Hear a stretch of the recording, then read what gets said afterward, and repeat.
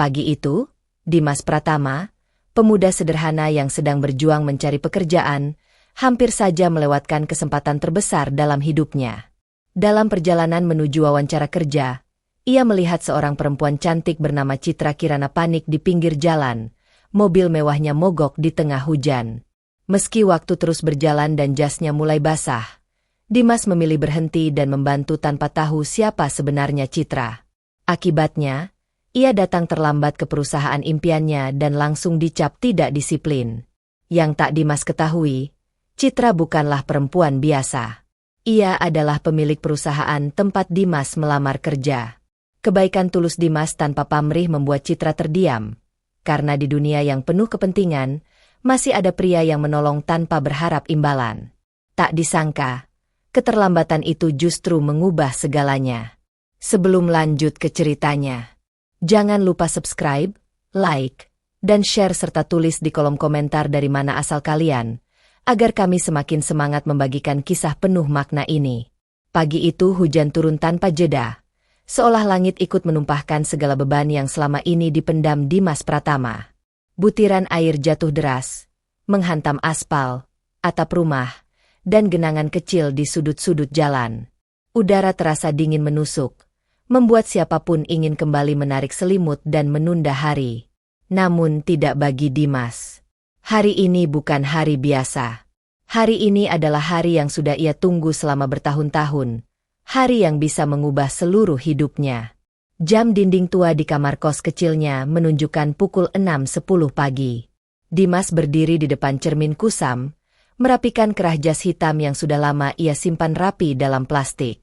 Jas itu bukan jas mahal. Ada bekas lipatan yang tak bisa disembunyikan, dan warnanya sudah tidak lagi hitam pekat. Tapi itulah satu-satunya jas yang ia punya. Jas yang ia beli 2 tahun lalu dari hasil kerja serabutan sebagai kuli angkut pasar. Ia menarik napas panjang. Hari ini harus berhasil, gumamnya pelan, seolah berbicara pada bayangan dirinya sendiri. Di balik matanya, tersimpan kelelahan panjang, bertahun-tahun mengirim lamaran, menghadapi penolakan, dan pulang dengan tangan kosong. Ia sudah hafal rasanya duduk berjam-jam di ruang tunggu perusahaan, hanya untuk mendengar kalimat yang sama. Kami akan menghubungi Anda. Kalimat yang seringkali berarti tidak pernah ada kabar lagi. Namun Kirana Group berbeda. Perusahaan besar itu bukan sekadar tempat kerja. Bagi Dimas, Kirana Group adalah simbol perubahan nasib. Gaji tetap, jaminan kesehatan, dan, yang paling penting, harapan. Harapan untuk mengangkat ibunya dari kehidupan pas-pasan. Harapan untuk berhenti hidup dari utang ke utang. Dimas mengambil map coklat berisi berkas lamaran yang sudah ia susun rapi semalaman. Ijazah, CV, surat rekomendasi, semuanya sudah ia cek berkali-kali. Tangannya sempat gemetar saat meraih payung lipat di sudut kamar. Hujan semakin deras. Ia melangkah keluar kos, menyusuri gang sempit yang sudah akrab dengannya. Aroma tanah basah bercampur bau gorengan dari warung kecil di ujung gang. Beberapa ibu rumah tangga terlihat mengeluh karena jemuran mereka kehujanan. Dimas hanya mengangguk sopan saat melewati mereka. Langkahnya dipercepat. Di halte bus, ia berdiri sambil memeluk map dan jasnya erat-erat, melindungi dari cipratan air. Setiap detik terasa berharga. Setiap menit terasa seperti ujian kesabaran. Pikirannya melayang ke rumah kecil di pinggiran kota. Ibunya, Bu Rahayu, mungkin sedang menyeduh teh hangat sambil menunggu kabar darinya. Perempuan itu selalu berkata, "Ibu nggak minta kamu jadi orang kaya, Mas. Ibu cuma pengin kamu hidup tenang." Kalimat sederhana itu sering membuat dada Dimas terasa sesak. Bus akhirnya datang. Ia naik bersama penumpang lain, berdiri di dekat pintu karena semua kursi sudah penuh. Air hujan menetes dari ujung celananya. Ia tidak peduli. Yang penting sampai tepat waktu. Namun takdir, seperti biasa, punya caranya sendiri. Ketika bus berhenti di persimpangan besar, Dimas melihat sesuatu yang membuat langkahnya terhenti saat turun. Di pinggir jalan, sebuah mobil mewah berwarna putih berhenti dengan lampu hazard menyala. Di sampingnya berdiri seorang perempuan. Cantik. Itu kesan pertama yang muncul di benaknya, meski ia tidak sempat berpikir panjang. Perempuan itu mengenakan mantel krem, rambutnya sedikit basah, wajahnya terlihat panik. Ia mencoba menelepon seseorang, namun ekspresinya semakin cemas. Hujan mengguyur tanpa ampun. Beberapa mobil melintas begitu saja. Cipratan airnya mengenai kaki perempuan itu. Tak satu pun berhenti. Tak satu pun peduli. Dimas melirik jam tangannya. Pukul 6.47. Wawancaranya pukul 8. Ia masih harus menempuh perjalanan cukup jauh. Ia bisa saja pergi. Ia seharusnya pergi. Namun entah kenapa, langkahnya terhenti. Ada sesuatu di wajah perempuan itu. Ketakutan, kebingungan, dan rasa sendirian yang mengingatkannya pada ibunya saat pertama kali ditinggal ayahnya dulu. Hatinya berdebat keras. Kalau aku berhenti, aku bisa telat. Kalau aku telat, aku kehilangan kesempatan. Tapi kalau aku pergi, ia menelan ludah. Akhirnya, Dimas melangkah mendekat. Permisi, Mbak, mobilnya kenapa? Tanyanya dengan suara sedikit ragu, berusaha menutupi rasa gugup. Perempuan itu menoleh. Mata mereka bertemu sesaat. Akinya mati, sepertinya. Jawabnya. Suaranya terdengar tenang, tapi jelas ada kegelisahan di baliknya. Saya sudah telepon bengkel, tapi belum ada yang bisa datang. Dimas mengangguk pelan. Ia melirik mesin mobil yang masih terbuka. Saya coba bantu sebisanya, katanya sederhana. Tanpa tahu siapa perempuan itu. Tanpa tahu apa akibatnya. Tanpa tahu bahwa keputusan kecil di pagi hujan itu akan mengubah seluruh hidupnya. Ia meletakkan map lamaran di tempat aman, membuka lengan jasnya, dan mulai membantu. Tangannya kotor, bajunya basah, hujan terus mengguyur. Waktu terus berjalan. Namun untuk pertama kalinya dalam hidupnya, Dimas merasa melakukan hal yang benar, meski harus mengorbankan sesuatu yang sangat ia harapkan. Dan disitulah, di tengah hujan pagi yang dingin, takdir mulai menulis ulang kisahnya. Hujan semakin deras ketika Dimas melangkah menjauh dari halte. Langit pagi yang kelabu membuat suasana kota terasa muram, seolah hari itu memang ditakdirkan untuk menguji siapapun yang berani berharap. Angin dingin menusuk kulit, membawa butiran hujan yang memantul dari aspal basah. Langkah Dimas awalnya cepat. Pikirannya penuh dengan jadwal, jarak, dan kemungkinan terlambat. Ia menunduk, fokus pada langkah kakinya sendiri, berusaha menyingkirkan semua gangguan. Namun di persimpangan besar itu, takdir memaksanya berhenti. Sebuah mobil mewah berwarna putih mutiara terparkir miring di pinggir jalan. Lampu hazard berkedip tak berdaya, kalah terang oleh hujan yang turun tanpa ampun. Mesin mobil terbuka, dan di sampingnya berdiri seorang perempuan. Cantik. Bukan cantik yang berlebihan, bukan pula yang dibuat-buat. Cantik yang alami, dari garis wajahnya, sorot mata yang jernih, hingga cara ia berdiri dengan raut bingung namun tetap berusaha tenang. Citra Kirana. Nama itu belum Dimas ketahui saat itu. Yang ia lihat hanya seorang perempuan sendirian, kehujanan, dan jelas sedang dalam masalah. Gaun yang dikenakannya, mungkin mahal, kini basah dan menempel di tubuhnya. Rambut panjangnya sedikit berantakan, ujungnya basah meneteskan air hujan. Di tangannya ada ponsel yang ia tekan berulang kali, namun ekspresinya semakin menunjukkan kecemasan. Beberapa mobil melintas cepat, tak ada yang melambat. Klakson terdengar sesekali, seakan keberadaan perempuan itu justru mengganggu arus lalu lintas. Seorang pengendara motor sempat melirik, lalu kembali memacu kendaraan tanpa berhenti. Citra menarik napas panjang, lalu menghela napas pelan. Ia mencoba menutup mesin mobil, lalu membukanya kembali, seolah berharap keajaiban akan terjadi. Tidak ada. Dimas berdiri beberapa meter dari sana. Jam tangannya kembali ia lirik. Pukul 6.49. Dadanya terasa sesak. Ia tahu betul, setiap menit berarti. Kirana Group bukan perusahaan kecil yang akan menoleransi keterlambatan. apalagi untuk pelamar tanpa koneksi sepertinya. Sekali ia datang telat, nama, Dimas Pratama, bisa langsung dicoret tanpa dibaca lebih lanjut. Kamu harus jalan, bisik suara logis di kepalanya. Ini bukan urusanmu. Namun ada suara lain, lebih pelan, tapi lebih keras di hati. Kalau kamu pergi sekarang, kamu akan menyesal. Dimas mengepalkan tangan di dalam saku celananya. Ingatannya melayang ke masa lalu. Ke hari-hari ketika ia dan ibunya pernah berdiri di pinggir jalan karena motor tua mereka mogok, sementara orang-orang hanya lewat dan menatap sebentar, lalu pergi. Rasa tak berdaya itu, ia mengenalnya terlalu baik. Citra menatap sekeliling, berharap ada yang berhenti. Matanya sempat bertemu dengan mata Dimas. Tatapan itu singkat, namun cukup. Di dalamnya ada harapan kecil, dan keputusasaan yang coba disembunyikan. Langkah Dimas terhenti sepenuhnya. Ia menghembuskan napas panjang, lalu berbalik arah. Permisi, ucapnya sambil mendekat. Suaranya hampir tenggelam oleh hujan. Mobilnya kenapa, Mbak? Citra menoleh cepat, sedikit terkejut. Sejenak, ia menatap wajah Dimas. Jasnya basah, rambutnya sedikit acak-acakan, namun sorot matanya tulus. Akinya sepertinya mati, jawab Citra. Tiba-tiba mesin mati begitu saja. Saya sudah telepon bengkel, tapi katanya masih jauh. Dimas mengangguk, menahan dingin yang mulai menjalar ke tulangnya. Boleh saya lihat? Tanyanya sopan. Citra ragu sesaat.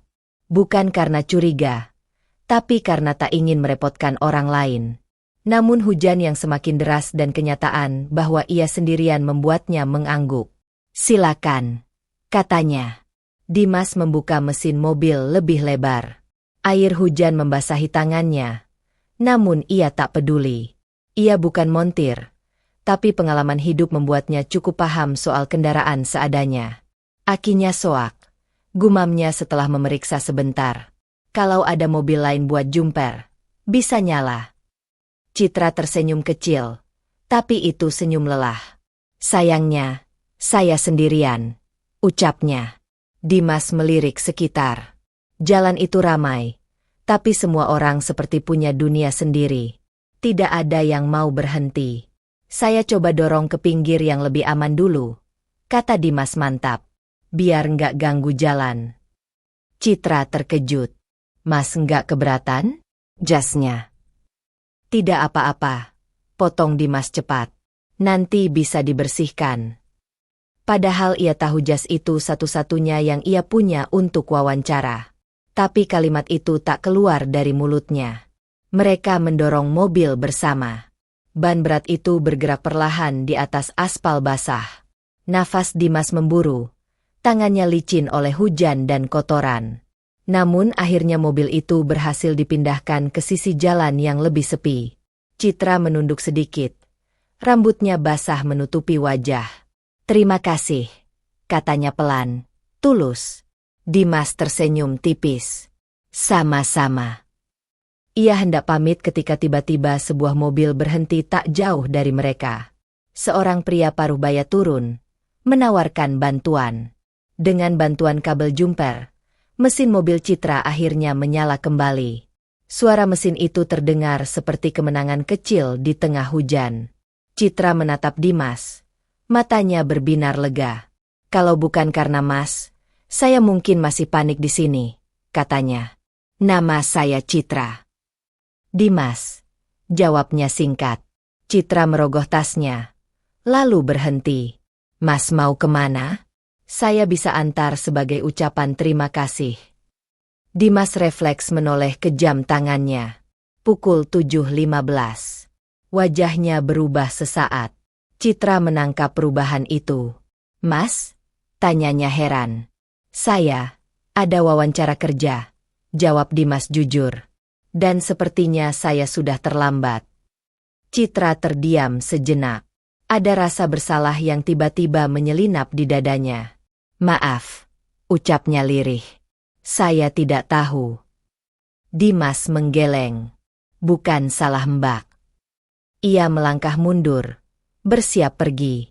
Namun sebelum ia benar-benar berbalik, Citra berkata pelan namun tegas, "Saya doakan semoga Mas tetap dapat kesempatan." Dimas menoleh, tersenyum kecil. "Terima kasih." Ia berlari menjauh di tengah hujan. Tak tahu bahwa perempuan yang baru saja ia tolong bukanlah orang biasa. Tak tahu bahwa nama Citra Kirana kelak akan kembali hadir dalam hidupnya. Bukan sebagai orang asing di pinggir jalan, melainkan sebagai takdir yang tak pernah ia bayangkan. Dan di persimpangan itulah, tanpa Dimas sadari, roda kehidupannya mulai berbelok ke arah yang sama sekali baru. Hujan belum juga reda. Justru semakin deras. Seolah ingin menguji seberapa kuat seseorang bertahan pada pilihannya. Di pinggir jalan yang basah dan licin itu, Dimas berdiri dengan lengan jas tergulung, tangan kotor oleh oli dan debu, sementara waktu terus bergerak tanpa peduli pada kegelisahan manusia. Jarum jam tak pernah berhenti hanya karena seseorang sedang berada di persimpangan hidup. Dimas mengusap keningnya dengan punggung tangan. Air hujan bercampur keringat mengalir ke pelipisnya. Nafasnya sedikit tersengal, namun matanya tetap fokus pada mesin mobil yang terbuka di hadapannya. Akinya sudah benar posisinya, katanya, lebih pada dirinya sendiri. Citra berdiri tak jauh darinya, memegang payung yang kini tak banyak berguna karena angin membuat hujan masuk dari segala arah. Sepatunya basah, gaunnya menempel di tubuh, tapi ia sama sekali tidak memikirkan penampilannya. Perhatiannya tertuju pada Dimas, pada pemuda yang bahkan tak ia kenal, namun memilih berhenti ketika semua orang berlalu. "Mas yakin bisa?" tanya Citra. Ada nada khawatir dalam suaranya. Dimas mengangguk. "Kita coba dulu." Ia memberi isyarat pada pria parubaya yang tadi berhenti membantu. Kabel jumper telah terpasang. Mesin mobil siap dicoba kembali. Namun sebelum itu, Dimas melirik jam tangannya. Pukul 7.18. Dadanya berdegup keras. Setiap detik terasa seperti cambukan. Ia bisa membayangkan ruang tunggu Kirana Group yang rapi dan dingin, para pewawancara yang menatap jam, lalu mencoret namanya dengan satu garis tegas. "Kalau aku pergi sekarang, aku masih punya sedikit peluang," pikirnya. Namun tangannya belum juga bergerak menjauh. "Ayo dicoba," katanya akhirnya. Kunci diputar. Mesin sempat batuk, lalu mati. Dimas mengepalkan rahangnya. Ia tahu risiko ini. Satu kali gagal berarti waktu lebih banyak terbuang. "Coba lagi," ucapnya mantap. Kunci diputar kembali. Kali ini, mesin menyala. Suara mesin itu terdengar seperti nafas panjang setelah tenggelam terlalu lama. Citra refleks menutup mulutnya. Matanya membesar, lalu berubah menjadi senyum lega yang tak bisa ia sembunyikan. "Nyala," gumamnya tak percaya. Dimas tersenyum tipis, meski jantungnya berdegup makin kencang, bukan karena keberhasilan, tapi karena kesadaran bahwa waktu hampir habis. "Alhamdulillah," ucapnya pelan. Citra menoleh padanya. Senyum itu masih terukir di wajahnya. Senyum yang sederhana, tapi entah kenapa terasa hangat di tengah dinginnya hujan. "Terima kasih," katanya tulus. "Kalau Mas tidak berhenti tadi, saya tidak tahu harus bagaimana." Dimas hanya mengangguk. Ia tak pandai menerima pujian. Baginya, apa yang ia lakukan bukanlah sesuatu yang pantas dibesar-besarkan. Ia hanya melakukan apa yang menurut hatinya benar. "Sekarang Mbak bisa lanjut," katanya singkat sambil menutup mesin mobil. Ia melangkah mundur, mengambil map lamaran yang tadi ia letakkan di bawah atap minimarket kecil. Map itu basah di sudutnya. Ia menepuk-nepuknya, mencoba mengeringkan sebisanya. Citra memperhatikan gerakan itu. "Mas, jasnya basah sekali," katanya. "Dan map itu." "Tidak apa-apa," potong Dimas cepat. Senyum kecil ia paksakan. "Yang penting Mbak sudah aman." Ia berbalik, bersiap pergi. Namun langkahnya terhenti ketika Citra berkata, "Mas mau kemana? Saya bisa antar. Mobil saya sudah nyala." Dimas berhenti sejenak. Tawaran itu menggoda. Sangat menggoda. Ia membayangkan duduk di mobil itu, hangat dan kering, Sampai di kantor tepat waktu. Mungkin masih ada kesempatan. Mungkin hari ini masih bisa diselamatkan. Ia menoleh ke arah Citra. Ada ketulusan di wajah perempuan itu. Tawaran itu bukan basa-basi. Namun Dimas menggeleng pelan. "Terima kasih, Mbak," katanya. "Tapi tujuan kita mungkin berbeda." Padahal sebenarnya, ia takut. Takut jas basah dan map kusut itu akan semakin terlihat menyedihkan jika ia turun dari mobil mewah. Takut rasa rendah diri itu muncul dan menggerogoti kepercayaan dirinya yang tersisa. Citra ingin berkata sesuatu lagi, tapi Dimas sudah melangkah pergi. Ia mulai berlari. Hujan kembali menyambutnya, lebih deras dari sebelumnya. Sepatu murahnya menampar genangan air di jalan. Nafasnya memburu, jantungnya berpacu. Setiap langkah terasa berat, bukan hanya karena kelelahan, tapi karena beban keputusan yang baru saja ia ambil. Apa aku bodoh? Apa aku terlalu sok baik? Pertanyaan-pertanyaan itu menghantam kepalanya tanpa ampun. Ia menyeberang jalan, hampir terpeleset. Klakson mobil terdengar nyaring. Ia meminta maaf singkat, lalu kembali berlari. Tangannya gemetar saat memegang map. Jasnya benar-benar basah sekarang. Pukul 7.32. Dimas tahu, secara logika, peluangnya hampir nol.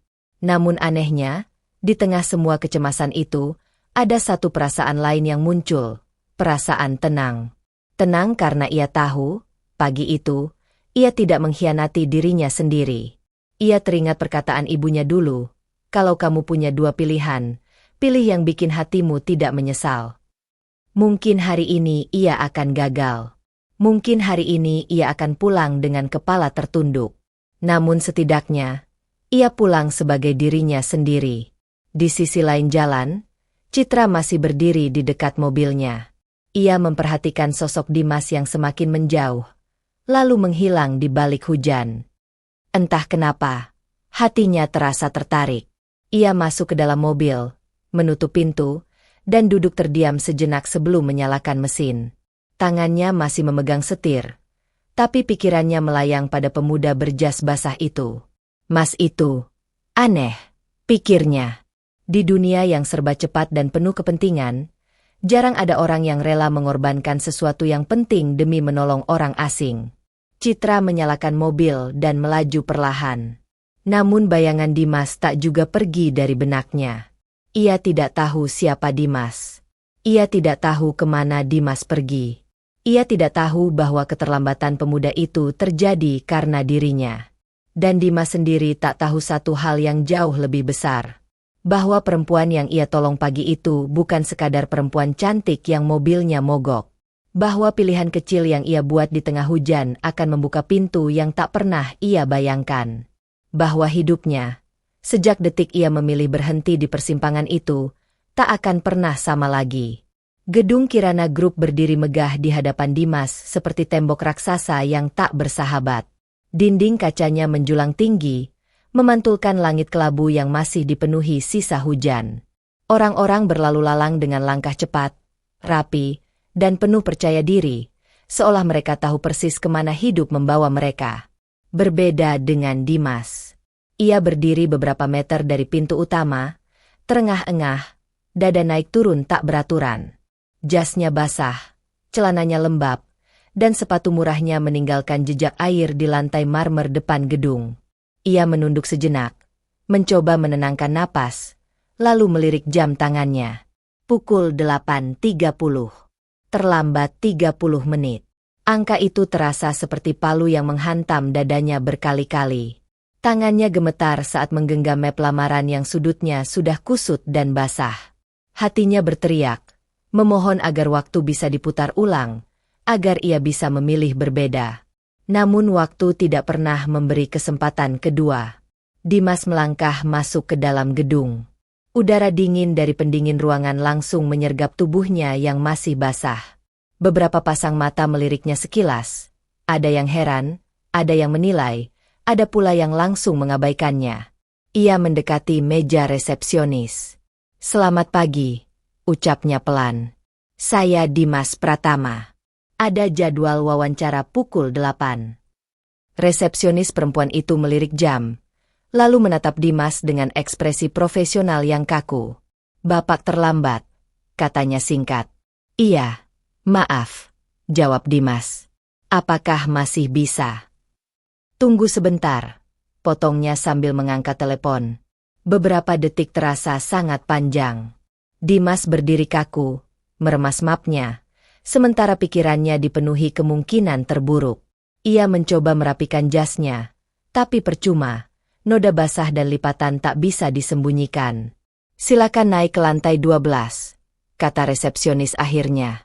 Ruang wawancara masih ada.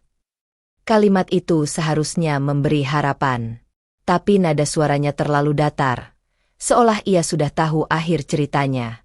Lift terasa sunyi. Dimas berdiri sendirian, menatap pantulan wajahnya di dinding logam. Wajah yang lelah, mata yang menyimpan terlalu banyak harapan. Tenang, bisiknya pada diri sendiri. Jawab dengan jujur. Itu saja. Pintu lift terbuka. Ruang wawancara Kirana Group luas, bersih, dan dingin. Meja panjang berwarna gelap membentang di tengah ruangan. Di seberangnya duduk 3 orang, 2 pria dan 1 perempuan. Wajah-wajah mereka tegas, serius, dan nyaris tanpa ekspresi. Salah satu pria, berkacamata, dengan jas mahal, melirik jam tangannya sebelum menatap Dimas. Saudara Dimas Pratama? Tanyanya. Iya, Pak, jawab Dimas sambil sedikit membungkuk. Kami jadwalkan wawancara pukul 8, kata pria itu datar. Sekarang sudah 8:30. Dimas menelan ludah. Saya minta maaf, Pak, katanya. Ada kejadian tak terduga di jalan. Pria itu menyandarkan tubuhnya ke kursi, menyilangkan tangan di dada. Kejadian tak terduga? Ulangnya. Nada suaranya mengandung skeptisisme. Semua orang punya alasan. Dimas membuka mulut, lalu menutupnya lagi. Ia tahu, penjelasan apapun terdengar seperti pembelaan diri. Perempuan di samping pria itu menatap berkas di depannya, lalu melirik jas Dimas yang basah. Saudara tahu standar perusahaan kami? Tanyanya. Dimas mengangguk. Saya tahu, Bu. Dan saudara datang terlambat. Dengan penampilan seperti ini, lanjutnya tanpa emosi. Menurut saudara, apa kesan pertama yang kami dapatkan? Kalimat itu menusuk lebih dalam daripada bentakan. Dimas menunduk sejenak sebelum menjawab. Saya mengerti kesan itu tidak baik. Bukan tidak baik, sela pria kedua dengan senyum tipis yang dingin. Tapi menunjukkan kurangnya disiplin. Kata itu, tidak disiplin, menggema di kepala Dimas. Ia duduk tegak, berusaha mempertahankan sisa harga dirinya. Bolehkah saya menjelaskan alasan keterlambatan saya, Pak? Tanyanya sopan. Pria berkacamata itu menatap 2 rekannya, lalu mengangguk singkat. Silakan. Singkat saja. Dimas menarik napas panjang. Dalam perjalanan ke sini, saya melihat seorang perempuan mengalami mogok di tengah hujan. Tidak ada yang berhenti menolong. Saya tahu saya terlambat, tapi saya tidak bisa pergi begitu saja. Ruangan hening sejenak, namun bukan keheningan yang penuh empati. Pria berkacamata itu menghela napas kecil, seolah lelah mendengar alasan klise. Saudara memilih menolong orang asing dan mengorbankan jadwal wawancara, katanya. Itu pilihan saudara. Iya, Pak, jawab Dimas jujur. Dan setiap pilihan punya konsekuensi, lanjutnya dingin. Dimas mengangguk pelan. Dadanya terasa sesak, tapi ia memaksa diri tetap tenang. Perempuan itu menutup map di depannya. Perusahaan kami bergerak di bidang profesional, katanya. Kami membutuhkan orang-orang yang mengutamakan tanggung jawab terhadap pekerjaan. Ia menatap Dimas tajam. Dan salah satu bentuk tanggung jawab paling dasar adalah tepat waktu. Dimas tak menjawab. Tidak ada kalimat yang bisa membela dirinya tanpa terdengar seperti alasan. Pria berkacamata itu berdiri sedikit dari kursinya. "Maaf, Saudara Dimas," katanya dengan nada final. "Perusahaan kami tidak membutuhkan orang yang tidak disiplin." Kalimat itu jatuh seperti vonis. Tak ada diskusi lanjutan. Tak ada pertanyaan tentang kemampuan, pengalaman, atau potensi. Semua berhenti di sana. Dimas hanya bisa menunduk. "Terima kasih atas waktunya," ucapnya pelan. Suaranya nyaris tak terdengar. Ia berdiri, membungkuk sopan, lalu melangkah keluar ruangan. Setiap langkah terasa berat, seolah lantai menarik kakinya ke bawah. Pintu tertutup di belakangnya. Dan bersamaan dengan itu, harapan yang ia bangun selama bertahun-tahun runtuh seketika. Di lorong panjang lantai 12, Dimas berhenti. Tangannya gemetar. Napasnya tersendat. Ia menunduk, menatap sepatu basahnya, lalu memejamkan mata. Sudah selesai. Ia tertawa kecil, tawa hambar yang nyaris seperti tangis. Semua pengorbanan, semua doa, semua mimpi, lenyap hanya karena 30 menit. Ia masuk kembali ke lift. Kali ini bersama beberapa karyawan Kirana Group yang berbincang ringan, tertawa kecil, seolah dunia berjalan normal. Bagi mereka, ini hanya pagi biasa. Bagi Dimas, ini adalah akhir dari sebuah harapan besar. Saat lift turun, pikirannya melayang ke wajah ibunya. Bagaimana ia akan menjelaskan kegagalan ini? Bagaimana ia akan pulang dengan tangan kosong lagi? Lift berhenti di lantai dasar. Dimas melangkah keluar, melewati pintu kaca, kembali ke dunia luar yang masih basah oleh hujan. Ia berdiri di depan gedung itu, menengadah sejenak ke langit kelabu. Air hujan menetes dari ujung jasnya. "Maaf, Bu," gumamnya pelan. Ia tidak tahu bahwa di lantai atas gedung itu, seseorang sedang duduk di ruang rapat. Seseorang yang pagi tadi berdiri di pinggir jalan dalam hujan, dan yang sebentar lagi akan mendengar nama Dimas Pratama disebut. Dan ketika saat itu tiba, takdir akan kembali bergerak. Dengan cara yang sama sekali tak pernah Dimas bayangkan. Ruang rapat utama Kirana Group pagi itu terasa lebih hening dari biasanya. Meja panjang berlapis kayu gelap membentang rapi di tengah ruangan. Kursi-kursi empuk tersusun simetris, menghadap layar besar di ujung ruangan. Cahaya lampu putih memantul di dinding kaca, memberi kesan dingin dan profesional, ciri khas perusahaan besar yang terbiasa mengambil keputusan penting tanpa melibatkan perasaan. Para direksi dan manajer senior telah duduk di tempat masing-masing. Beberapa membuka laptop, yang lain menelusuri dokumen. Namun ada satu kesamaan dari mereka semua, menunggu. Menunggu seseorang yang kehadirannya selalu membuat suasana berubah. "Bu Citra sebentar lagi sampai," ujar sekretaris direksi sambil menatap jam. Beberapa kepala mengangguk. Ada yang meluruskan jas, ada yang merapikan dasi. Bahkan pria berkacamata, manajer yang tadi mewawancarai Dimas, ikut menghela napas kecil, seolah bersiap menghadapi otoritas tertinggi. Di kursi paling ujung, map berlabel "Rekrutmen Karyawan Baru" tergeletak terbuka. Di dalamnya, salah satu berkas masih berada di paling atas. Nama di sana terbaca jelas, Dimas Pratama. "Pelamar terakhir tadi agak mengecewakan," kata salah satu manajer pelan. "Datang terlambat," sahut yang lain. "Alasan klasik."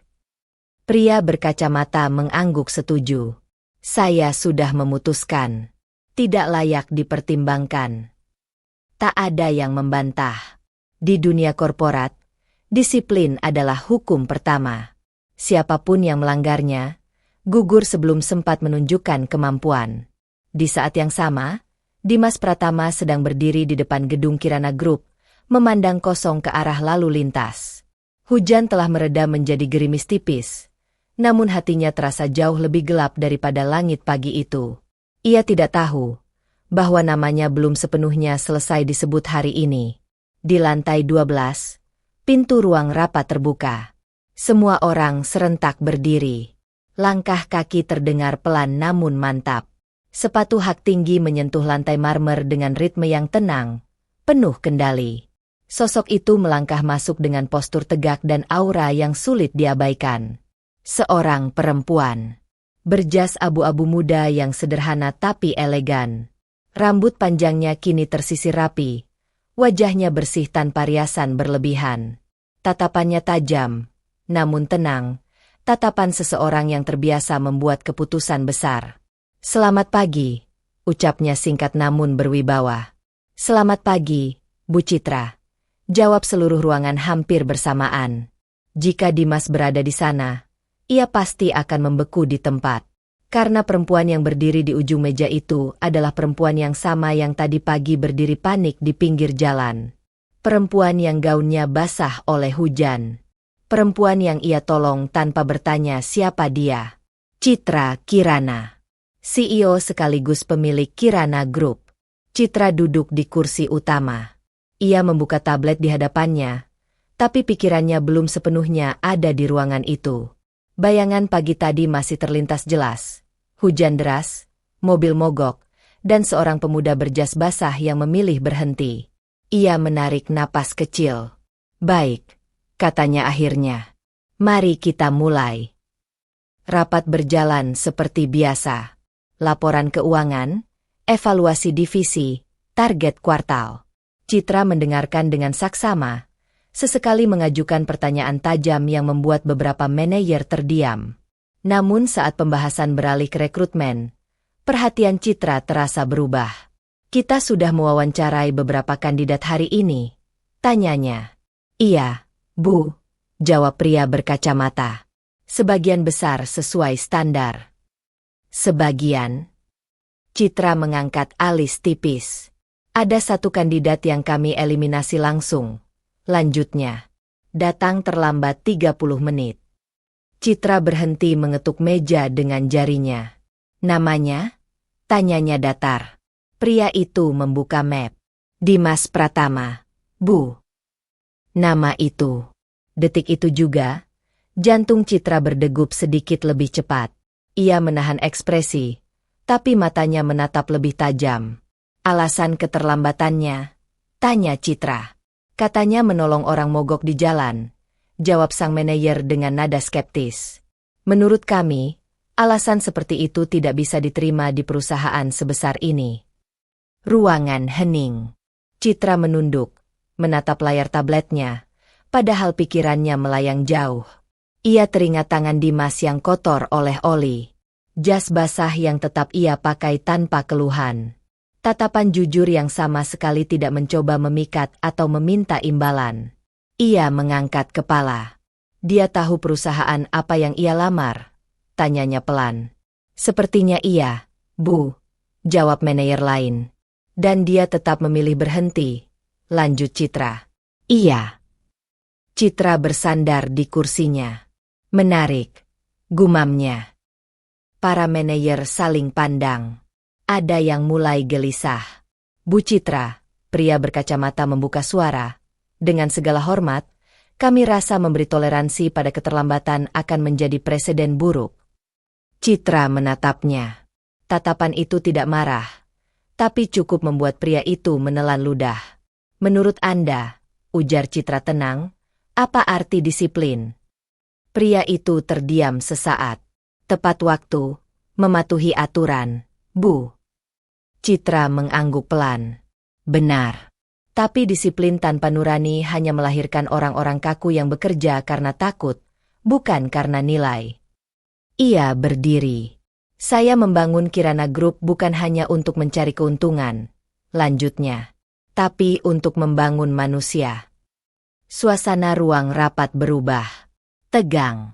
"Orang yang rela mengorbankan kesempatan besar demi menolong orang asing," kata Citra, suaranya kini lebih tegas, "adalah orang yang langka." Ia menatap map di depan pria berkacamata. "Panggil kembali Dimas Pratama." Ruangan langsung gempar. "Bu." "Sekarang." "Tapi keputusannya." "Saya CEO di sini," potong Citra tenang namun tak terbantahkan. "Dan saya ingin bertemu dia." Di luar gedung, Dimas sudah melangkah menjauh. Ponselnya bergetar. Nomor tak dikenal. Ia ragu sejenak, lalu mengangkatnya. "Selamat pagi, Pak Dimas." Suara resepsionis terdengar. "Mohon kembali ke lantai 12. Ada permintaan khusus dari pimpinan." Dimas terdiam. "Permintaan? Siapa?" tanyanya lirih.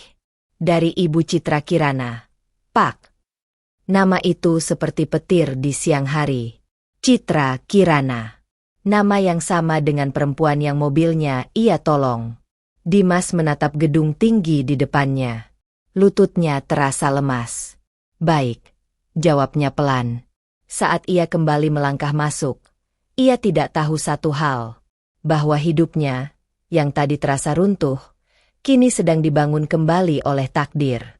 Dan bahwa perempuan yang akan ia temui sebentar lagi, bukan hanya akan mengubah karirnya, tapi juga hatinya. Pintu ruang rapat utama menutup perlahan di belakang Dimas. Suara itu terdengar pelan, namun di telinganya terasa seperti palu yang memutuskan nasib. Ruangan itu jauh lebih besar dari yang ia bayangkan. Meja panjang, kursi-kursi empuk, dinding kaca yang menghadap ke langit kota. Segalanya tampak rapi, dingin, dan terlalu mewah untuk seseorang sepertinya. Di ujung meja, Citra Kirana duduk dengan sikap tenang. Bukan Citra yang ia temui di pinggir jalan, yang rambutnya basah dan wajahnya panik. Perempuan di hadapannya sekarang adalah sosok berbeda. Rapi, berwibawa, dan memancarkan otoritas yang membuat siapapun otomatis menjaga sikap. Dimas berdiri kaku beberapa langkah dari meja. Tangannya menggenggam map yang kini hampir tak berbentuk. Jantungnya berdegup keras, bukan karena takut dimarahi, tapi karena kenyataan yang baru saja menamparnya. "Perempuan yang aku tolong adalah pemilik perusahaan ini. Silakan duduk, Pak Dimas," ujar Citra tenang. Nada suaranya profesional, nyaris datar. Tidak ada senyum, tidak ada tanda pengenalan. Seolah pagi tadi tidak pernah terjadi. Dimas mengangguk pelan dan duduk di kursi yang ditunjukkan. Punggungnya tegak, tapi bahunya terasa berat. Ia merasa kecil di ruangan sebesar ini. Citra menatapnya beberapa detik tanpa berkata apa-apa.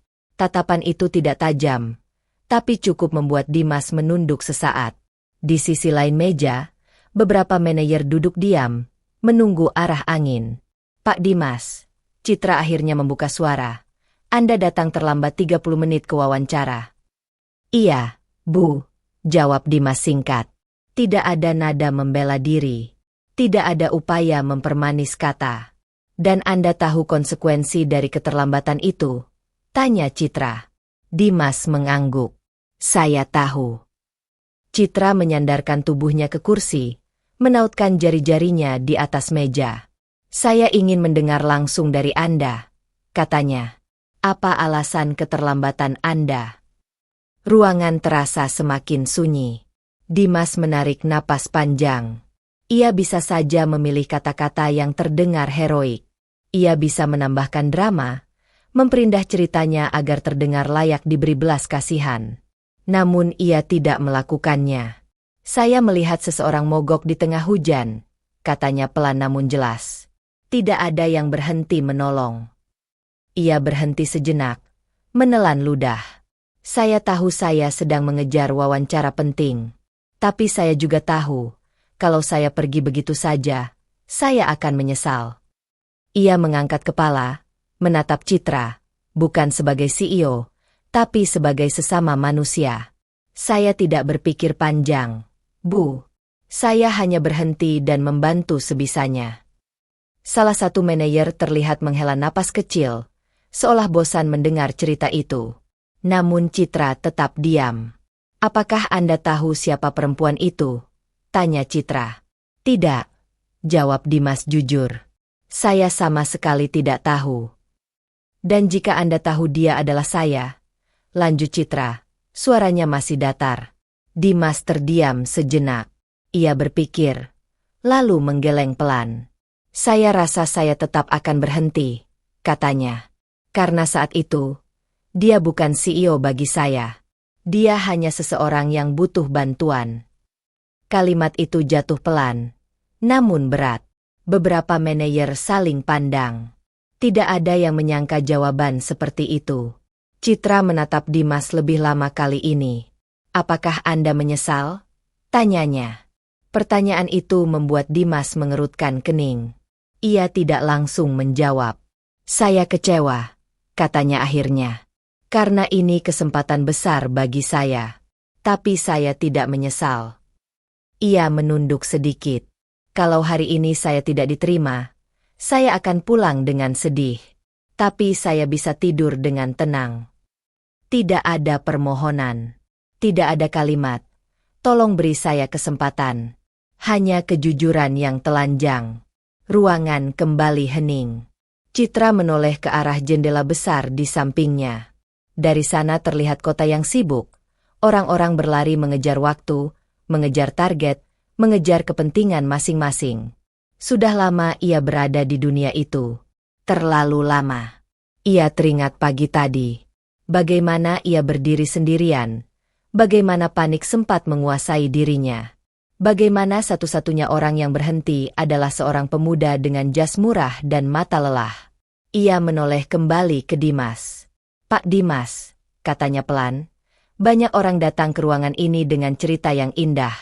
Tapi hampir semuanya berharap sesuatu. Dimas diam. Anda, lanjut Citra, tidak meminta apapun. Dimas mengangkat bahu sedikit. Saya tidak tahu harus meminta apa. Bu. Kalimat itu membuat salah satu manajer mengerutkan dahi. Namun Citra justru tersenyum tipis. Senyum pertama sejak Dimas masuk ruangan. Saya sudah lama tidak mendengar jawaban seperti ini, katanya. Ia menutup map di depannya. Terima kasih atas kejujuran Anda. Dimas mengangguk sopan. Terima kasih sudah mendengarkan. Ia mulai berdiri, mengira pembicaraan telah selesai. Namun suara Citra menghentikannya. Pak Dimas, katanya. Iya, Bu. Dalam hidup, ujar Citra perlahan, saya bertemu banyak orang pintar. Banyak yang disiplin. Banyak yang ambisius. Ia berdiri, menatap Dimas sejajar. Tapi orang yang tulus, jarang. Kata-kata itu membuat dada Dimas menghangat, meski ia belum tahu artinya. Silakan duduk kembali, lanjut Citra. Dimas menurut, jantungnya kembali berdegup kencang. Citra menoleh ke para manajer. Saya akan mengambil alih keputusan untuk kandidat ini, katanya tegas. Tidak ada yang berani membantah. Citra kembali menatap Dimas. Apapun hasilnya nanti, katanya pelan, satu hal yang harus Anda tahu, hari ini, Anda mengingatkan saya bahwa nilai manusia lebih penting dari jadwal. Dimas terdiam. Untuk pertama kalinya sejak pagi itu, matanya terasa panas. Dan untuk pertama kalinya pula, Citra Kirana, CEO yang terbiasa melihat dunia melalui angka dan target, merasakan sesuatu yang sudah lama hilang dari hidupnya. Ketulusan tanpa kepentingan. Dan ia tahu, pertemuannya dengan Dimas Pratama belum selesai. Ruang rapat utama Kirana Group kembali hening. Namun kali ini, keheningan itu berbeda. Bukan keheningan dingin yang penuh penilaian, melainkan keheningan yang syarat makna, seolah ruangan itu sedang menunggu sesuatu yang besar terjadi. Citra Kirana berdiri di ujung meja. Posturnya tegak, bahunya lurus, wajahnya tenang. Namun di balik ketenangan itu, ada keputusan besar yang baru saja ia ambil. Keputusan yang akan dipertanyakan, bahkan mungkin ditentang. Dimas duduk di kursinya, tangan terlipat di atas paha. Jantungnya berdegup kencang, tapi wajahnya tetap datar. Ia tidak berharap apa-apa lagi. Setelah semua yang terjadi hari ini, ia sudah terlalu lelah untuk berharap. Di sisi lain meja, para manajer saling bertukar pandang. Pria berkacamata, manajer senior yang sejak awal menolak Dimas, berdehem pelan sebelum akhirnya membuka suara. Bu Citra, katanya hati-hati, kami menghargai pandangan Ibu. Namun kami juga harus menjaga standar perusahaan. Citra menoleh ke arahnya. Silakan lanjutkan, katanya singkat. Jika kami mulai mentoleransi keterlambatan, lanjut pria itu, akan sulit bagi kami menegakkan disiplin ke depannya. Perusahaan sebesar Kirana Group dibangun dengan aturan yang jelas. Nada suaranya profesional. Argumennya masuk akal. Beberapa manajer lain mengangguk setuju. Dimas mendengarkan dalam diam. Ia tidak tersinggung. Ia sudah tahu sejak awal bahwa ia berada di posisi yang lemah. Jika keputusannya pagi tadi harus dibayar dengan kegagalan hari ini, ia siap menerimanya. Namun Citra belum berbicara. Ia melangkah pelan menyusuri sisi meja, berhenti tepat di depan map lamaran Dimas yang terbuka. "Boleh saya bertanya?" ujar Citra akhirnya. "Tentu, Bu," jawab pria berkacamata.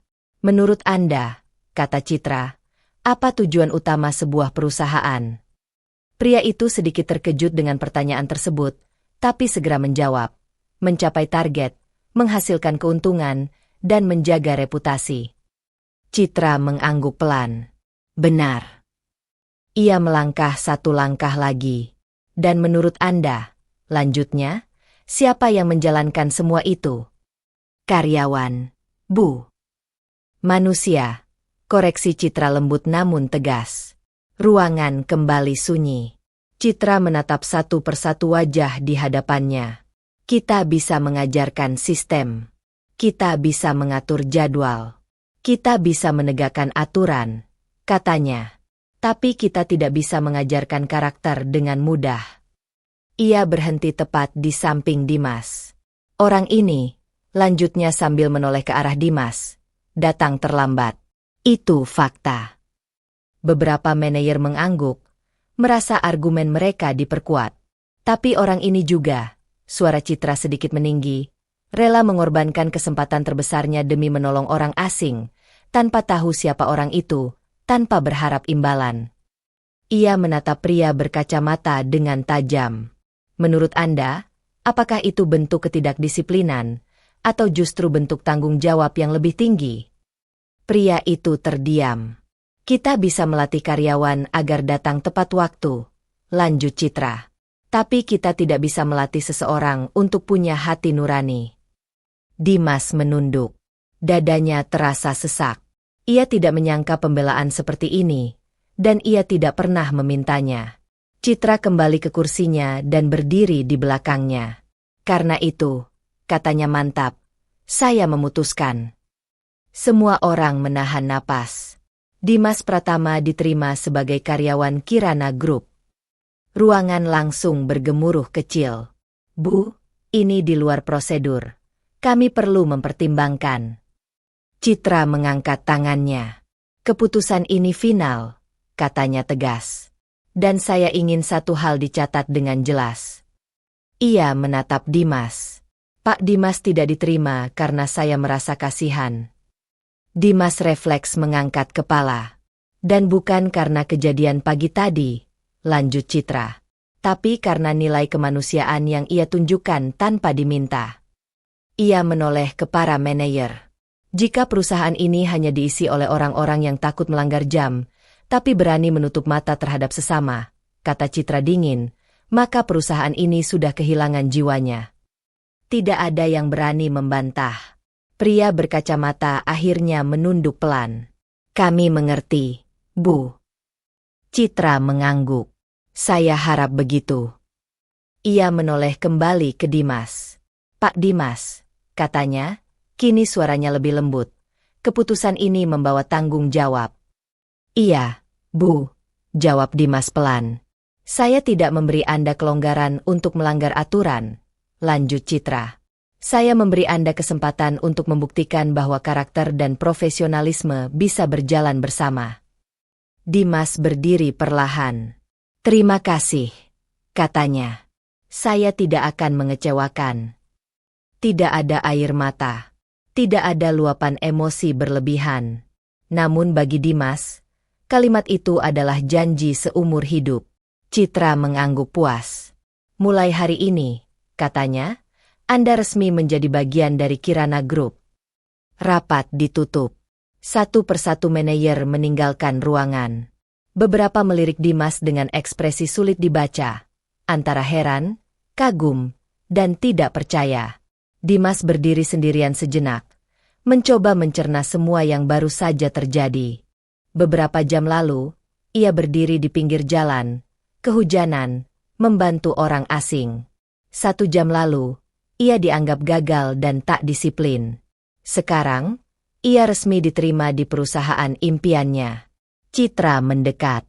"Saya harap Anda tidak berubah," katanya pelan. Dimas menatapnya. "Saya juga berharap begitu, Bu." Citra tersenyum kecil. "Dan satu hal lagi." "Iya." "Hari ini," kata Citra, "Anda bukan hanya mendapatkan pekerjaan." Ia berhenti sejenak. "Anda mengingatkan saya mengapa saya membangun perusahaan ini sejak awal." Dimas terdiam. Di luar gedung, hujan benar-benar berhenti.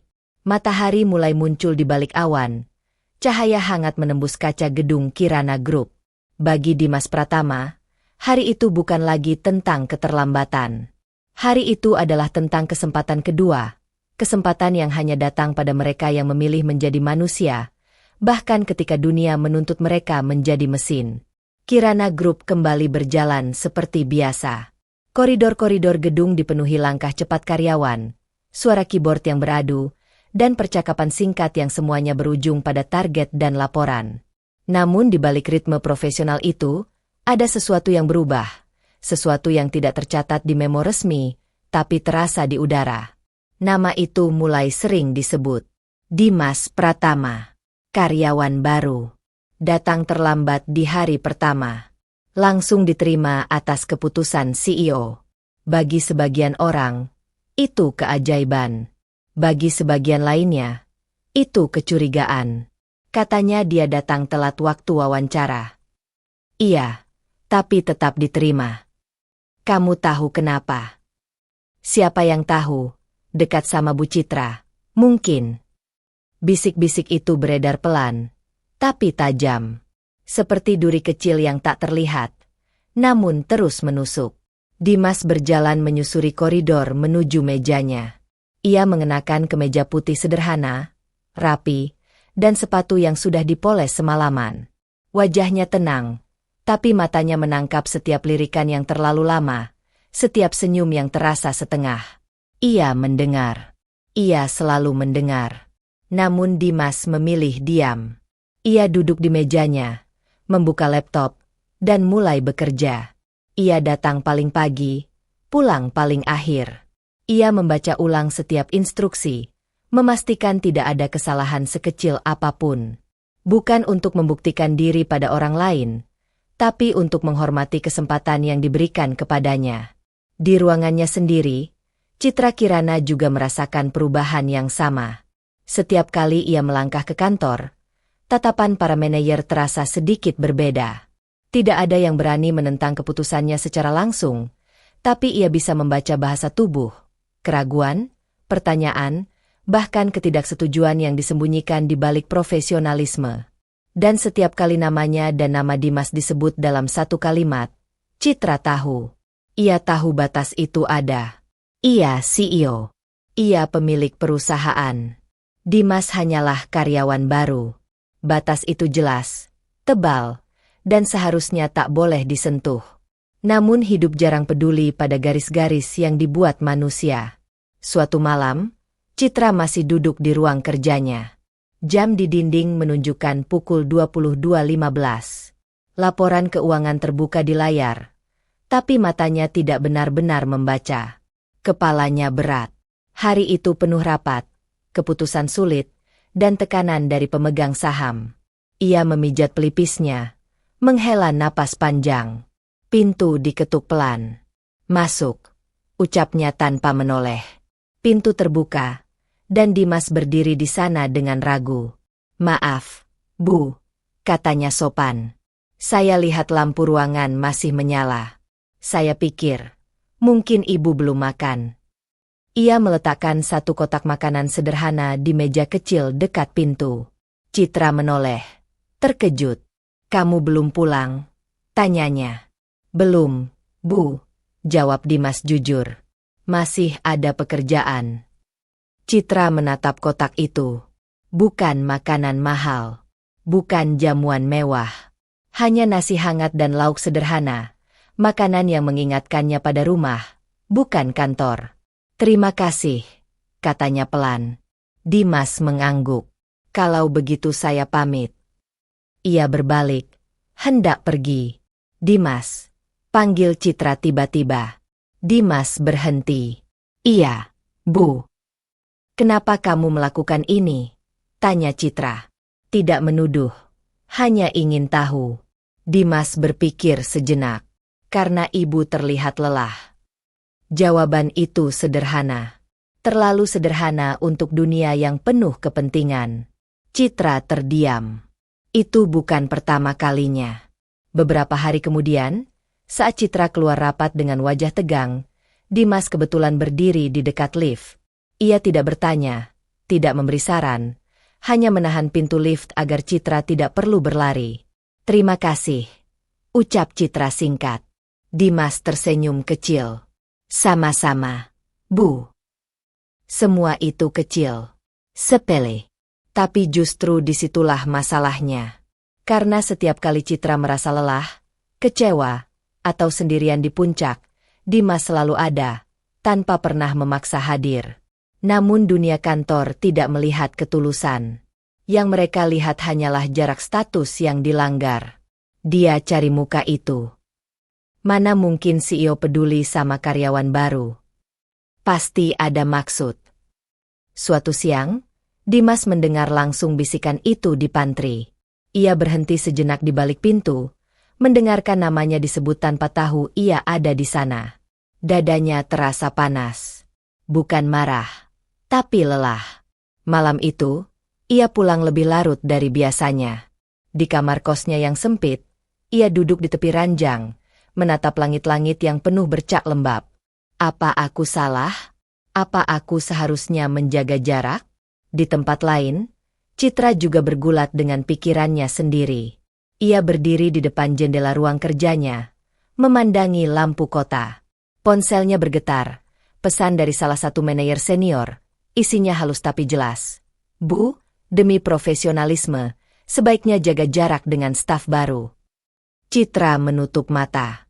Ia tahu mereka benar, dari sudut pandang tertentu. Namun setiap kali ia mencoba menarik diri, mengingatkan dirinya tentang status dan batas, bayangan pagi hujan itu kembali muncul. Dimas yang berdiri basah kuyup, memilih menolong tanpa tahu siapa dirinya. Ia menarik napas panjang. Kenapa harus dia? Gumamnya pelan. Hari demi hari berlalu dengan ketegangan yang tak terucap. Dimas tetap bekerja dengan tulus, meski sering diremehkan. Citra tetap bersikap profesional, meski hatinya perlahan goyah. Sampai suatu malam, Citra akhirnya menyadari satu hal yang tak bisa lagi ia bantah. Di tengah dunia yang penuh topeng, ambisi, dan kepentingan, Dimas Pratama adalah satu-satunya orang yang memperlakukannya sebagai manusia, bukan CEO. Dan kesadaran itu lebih menakutkan daripada semua gosip di kantor. Karena ketika hati mulai terlibat, jarak status bukan lagi sekadar aturan. Ia menjadi pertaruhan. Hujan turun lagi malam itu. Tidak deras seperti pagi yang pernah mengubah hidup mereka, tapi cukup untuk membasahi aspal dan menghadirkan aroma kenangan. Lampu jalan memantulkan cahaya kekuningan di genangan air, menciptakan bayangan yang bergetar, seolah masa lalu dan masa kini saling bertemu. Citra Kirana berdiri di tepi jalan itu. Tempat yang sama. Persimpangan yang sama. Hanya waktu yang berbeda. Ia tidak tahu mengapa kakinya membawanya ke sini setelah hari yang begitu melelahkan. Rapat panjang, tekanan tak berujung, dan tatapan penuh makna dari orang-orang yang mempertanyakan keputusannya. Namun di antara semua kebisingan itu, hatinya hanya mengingat satu hal. Hujan dan seorang pria sederhana bernama Dimas Pratama. Langkah kaki terdengar di belakangnya. Citra menoleh. Dimas berdiri beberapa meter darinya, membawa payung hitam sederhana. Jas kerjanya basah di bagian bahu. Wajahnya terkejut, seolah tak menyangka akan bertemu Citra di tempat ini. "Ibu," katanya ragu. "Kenapa di sini?" Citra tersenyum tipis. Sepertinya Hujan selalu tahu kemana aku harus pergi. Dimas terdiam. Ia melangkah mendekat, menawarkan payung. Namun Citra menggeleng pelan. Tidak apa-apa, katanya. Aku ingin merasakan hujan. Kalimat itu sederhana, tapi ada sesuatu di nadanya. Lelah, jujur, dan rapuh. Mereka berdiri berdampingan, membiarkan hujan menyentuh rambut dan pakaian. Tak ada jarak status. Tak ada CEO dan karyawan. Hanya dua manusia yang pernah dipertemukan oleh kebaikan kecil. Dimas, ucap Citra pelan. Iya, jawab Dimas, menatap lurus ke depan. Aku lelah, katanya jujur. Bukan lelah bekerja, tapi lelah menjadi seseorang yang selalu harus kuat. Dimas menoleh. Aku tahu. Citra tersenyum pahit. Tidak, kau tidak tahu seberapa sepinya berada di puncak. Semua orang memandangmu, tapi tidak benar-benar melihatmu.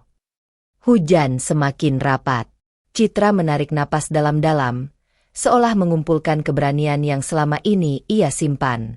Aku mencoba menjaga jarak, katanya. Aku mencoba bersikap dingin. Aku mencoba mengingatkan diriku tentang status, jabatan, dan batas. Ia menoleh ke Dimas, matanya berkilau. Tapi setiap kali aku lelah, setiap kali aku ragu, kau selalu ada dengan cara yang sama. Tidak berubah. Tidak berharap apa-apa. Dimas menunduk. Aku hanya melakukan apa yang menurutku benar, katanya. Citra menggeleng. Itu dia, katanya lirih. Itulah yang membuatku jatuh. Hujan seakan meredam dunia di sekitar mereka. Suara kendaraan terasa jauh. Lampu-lampu kota menjadi buram oleh air mata yang mulai menggenang di mata Citra. Aku jatuh cinta, ucapnya akhirnya. Bukan pada statusmu. Bukan pada posisimu. Tapi pada hatimu. Kalimat itu menggantung di udara, lebih berat dari hujan yang jatuh. Dimas terdiam lama. Ia menatap Citra, perempuan yang selama ini hanya bisa ia hormati dari jarak, perempuan yang berada di dunia yang terasa terlalu tinggi untuk digapai. Aku tidak pantas, katanya jujur. Aku hanya karyawan baru. Aku tidak punya nama besar. Tidak punya harta. Citra melangkah lebih dekat. Aku tidak membutuhkan itu, katanya tegas. Aku punya semua itu, tapi tidak pernah punya ketulusan. Dimas tersenyum kecil. Senyum yang sama seperti pagi itu. Tenang, hangat, tanpa kepentingan. Aku tak punya apa-apa selain ketulusan, katanya pelan. Jika itu cukup bagimu, maka aku akan menjaganya. Air mata Citra jatuh bersama hujan.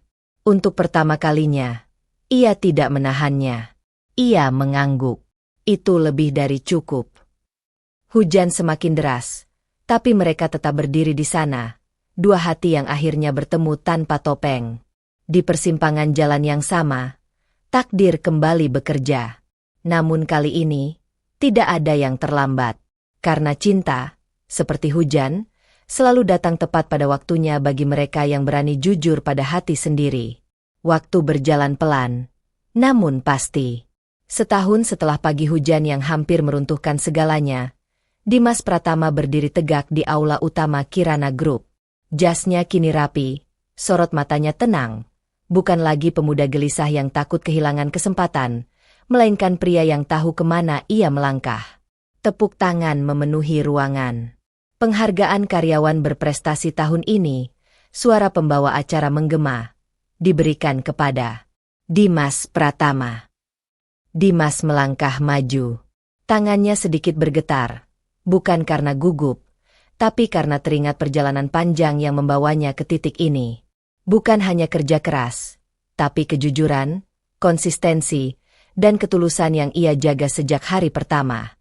Di samping panggung, Citra Kirana berdiri tersenyum. Namun kali ini, posisinya berbeda.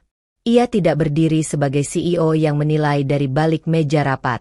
Ia berdiri sebagai seseorang yang mengenal Dimas lebih dari sekadar laporan kinerja, seseorang yang menyaksikan bagaimana ketulusan bisa bertahan di dunia yang keras. Saat mata mereka bertemu, tidak ada kata-kata yang perlu diucapkan. Mereka sama-sama tahu, tidak ada yang instan, tidak ada yang dimudahkan. Semua dilalui dengan pilihan-pilihan kecil yang jujur. Beberapa bulan setelah malam hujan itu, Citra mengambil keputusan besar. Ia menjaga profesionalisme, mengatur ulang struktur, dan memastikan tak ada satupun yang merasa dirugikan.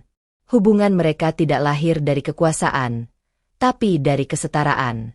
Dan Dimas, ia tetap Dimas yang sama. Datang paling pagi, pulang paling akhir, membantu tanpa diminta, dan bekerja tanpa pamrih. Ia tidak ingin dicintai karena posisinya, dan tidak ingin dihargai karena kedekatannya. Hari itu, setelah acara selesai, mereka berdiri di luar gedung. Langit mendung tipis. Gerimis turun perlahan. Dimas menoleh dan tersenyum. Sepertinya hujan selalu ikut di momen penting. Citra tertawa kecil. Kali ini aku tidak takut. Mereka berjalan berdampingan, tanpa jarak, tanpa status yang memisahkan. Bukan lagi CEO dan karyawan. Bukan lagi atasan dan bawahan. Tapi dua manusia yang saling memilih. Hujan pagi yang dulu hampir menghancurkan masa depan Dimas, ternyata adalah awal dari segalanya. Awal dari pekerjaan. Awal dari kepercayaan. Dan awal dari cinta yang tidak dibangun oleh status, melainkan oleh hati. Karena pada akhirnya, takdir selalu berpihak pada orang yang berhati tulus.